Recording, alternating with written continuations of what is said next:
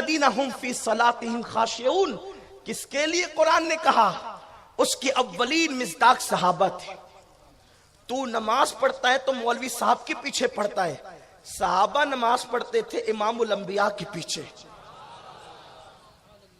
پھر صحابہ میں وہ صحابی جس صحابی کو حضرت سعد کہتے ہیں، اچھا کوئی صحابی کے برابر نہیں ہو سکتا؟ کیوں نہیں ہو سکتا؟ اس لیے کہ صحابہ نے اس رخ انور کو تکا ہے جو صورت خدا باتی صورت ہے۔ صحابہ نے اس رخ منور کو دیکھا ہے، گویا کہ جس کو دیکھ کر وہ یہ کہہ سکتے ہیں من رانی فقط رال حق کے تحت کہ ہم نے آمنہ کے لال کو تک کر خدا کا جلوہ دیکھا ہے۔ سبحان اللہ، سبحان اللہ۔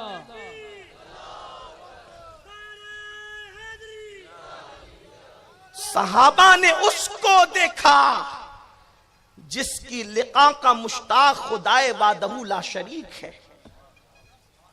صحابہ نے اس کو دیکھا جس کی چوکھٹ پر حسن یوسف حسن کی خیرات مانگ رہا ہے۔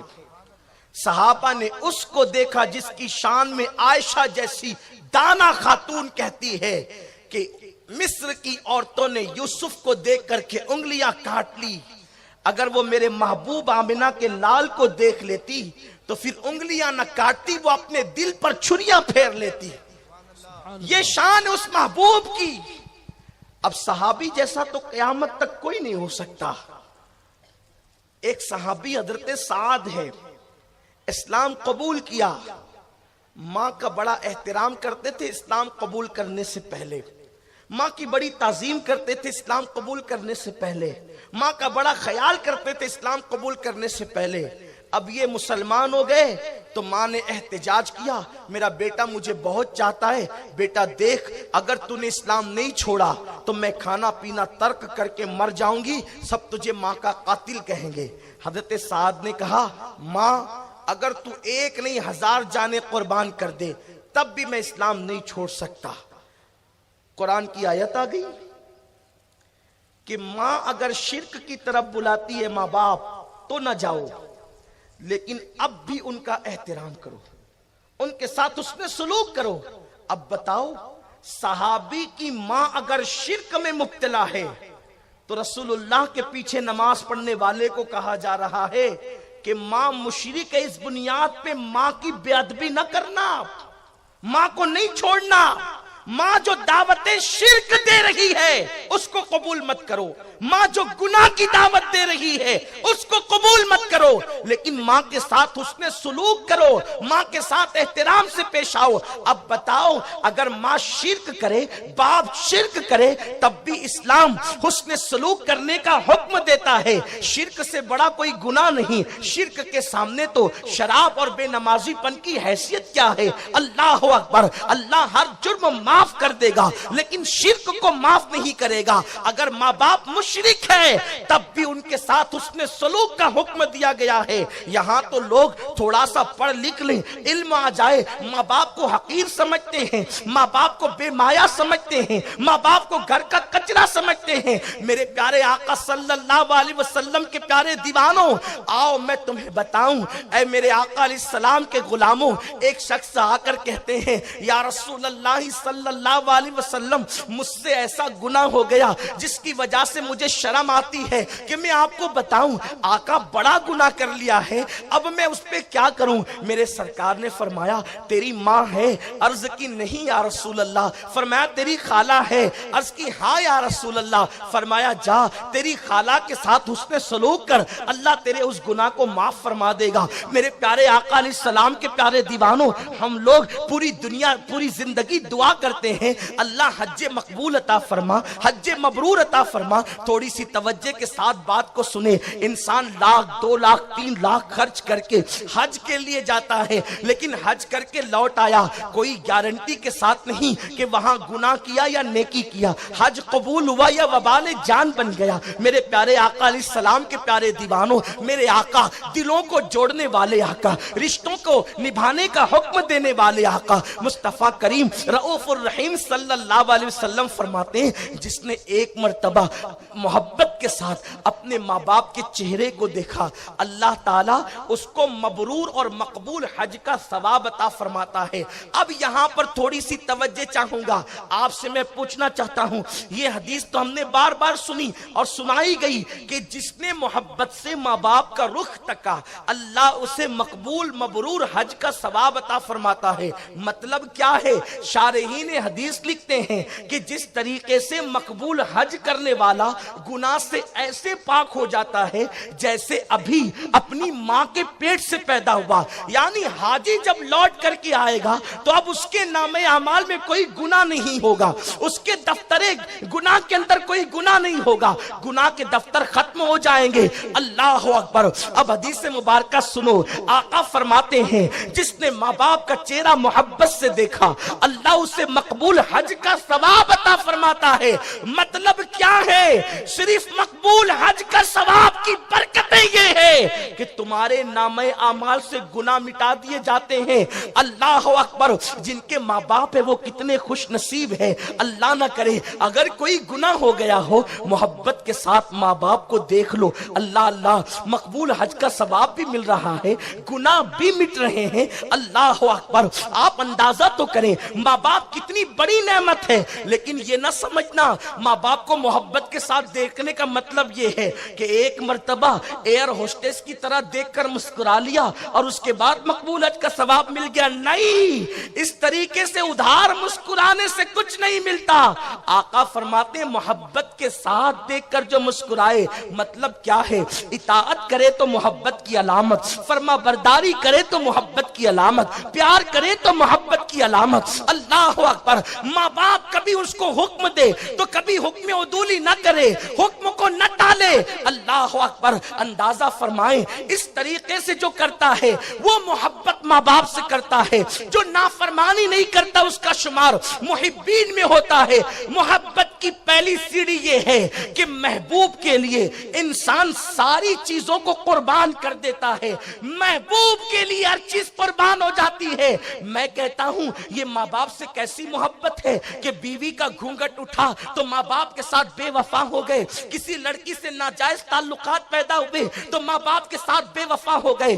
آج میرے ملک کے اندر، ہمارے ملک ہندوستان کی حالات یہ ہو گئے کہ آج کے نوجوان لڑکے انٹرنیٹ کی نحوست کی وجہ سے، فلم اور سینما کی وجہ سے، سرجلوں کی بنیاد پر اور پھر فون پر جو سروس فری مل رہی ہے اس بنیاد پہ نوجوان لڑکے لڑکیوں سے ناجائز تعلقات قائم کر رہے ہیں۔ پسند کی شادی اور لو میرج جو ہے آج اللہ اکبر فیشن سا بنتا جا رہا ہے۔ ایک لڑکی کے ساتھ گھنٹوں انسان گفتگو کرتا ہے، ماں انتظار کرتی ہے میرا بیٹا آئے گا تو میری خیریت پوچھے گا، لیکن بیٹا آتا ہے اور ماں کے قریب سے گزر جاتا ہے، اس ماں کے دل پر کتنے نشتر چلتے ہوں گے۔ اس گندی گلیز لڑکی کو جو ماں باپ کی بھی بے وفا، آوارہ اور کیریکٹر لیس لڑکی، اس کو منانے کے لیے اتنا وقت لگایا، لیکن کیا کبھی تو نے اپنی ماں کو منانے کے لیے بھی وقت دیا؟ ایسے لوگوں کو پھر ماں باپ کا چہرہ تکنے پر ثواب کیسے ملے گا؟ ثواب تو انہیں ملتا ہے۔ میرے امام اہل سنت فرماتے ہیں کہ اللہ اکبر، ماں باپ سے محبت کرنے والوں کی نشانی امام اہل سنت نے یوں فرمائی ہے، جب وہ ماں باپ سے بات کرتے ہیں تو ڈائریکٹ بات نہیں کرتے، بات کرنے سے پہلے اجازت لیتے ہیں۔ امی سے کہتے ماں، بابا سے کہتے ابا، کیا میں آپ سے گفتگو کر سکتا ہوں؟ اور اس کے بعد جب وہ اجازت دیتے ہیں تو میرا امام کہتا ہے وہ ایسے بات کرتے ہیں جیسے ایک غلام اپنے آقا کے سامنے باتیں کرتا ہے۔ آپ مجھے بتاؤ، داڑیاں لمبی کر لی، اپنے آپ کو دیندار سمجھتے ہو، میں داڑھی کا مذاق نہیں اڑا رہا ہوں، ٹوپیاں اونچی اور خوبصورت پہن لی، اپنے آپ کو دیندار سمجھتے ہو، کیا کبھی ماں باپ سے بھی اس انداز سے بات کرتے ہو جیسے کوئی آقا کے سامنے کوئی غلام بات کرتا ہے؟ ہم نے بہت سے دینداروں کو دیکھا ہے، خدمت کریں گے، کھانا کھلائیں گے، پانی پلائیں گے، کپڑے بنائیں گے، لیکن ماں باپ بنا کر کے رکھتے ہیں، چور بنا کر کے رکھتے ہیں۔ ماں باپ ان کے مشورے کے بغیر نہیں کر سکتے، ماں باپ گھر کی کوئی چیز خرچ نہیں کر سکتے۔ اگر ماں باپ محبت کی بنیاد پہ ایسا کرے تو یقیناً ان کی شفقتیں ہیں، لیکن اگر تم نے ان کو اتنا مجبور کر دیا، میرے سرکار نے فرمایا قریب قیامت عورتیں اپنا آقا پیدا کرے گی، ماں اپنا آقا پیدا کرے گی قریب قیامت۔ کیا مطلب؟ بیٹا پیدا ہو کر ماں باپ کو غلام کی حیثیت دے گا اور بیٹا گھر کا آقا بن جائے گا۔ آج ہم نے گھروں میں وہ ماحول بنا رکھا ہے کہ ہمارے ماں باپ ہم سے اتنا ڈرتے ہیں کہ ہماری اجازت کے بغیر وہ کوئی فیصلہ نہیں کر سکتے۔ بیوی 1000 فیصلے لے سکتی ہماری اجازت کے بغیر، گھروں کا ماحول یہ ہے، لیکن ماں باپ ہماری اجازت کے بغیر کوئی فیصلہ نہ لے سکیں۔